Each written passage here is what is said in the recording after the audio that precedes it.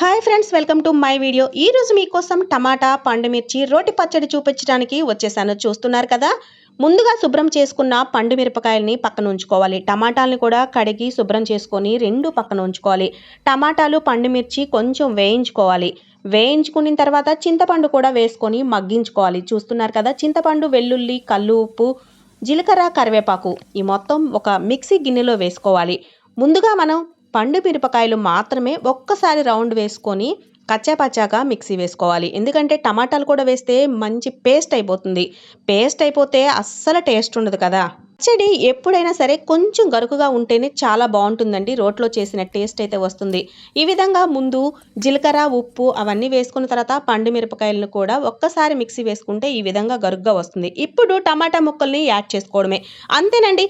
చాలా సింపుల్గా ఈజీగా మన ఇంట్లో పండు మిరపకాయలు ఉన్నాయి అనుకుంటే ఈ విధంగా ట్రై చేసి చూడండి. చాలా బాగుంటుంది.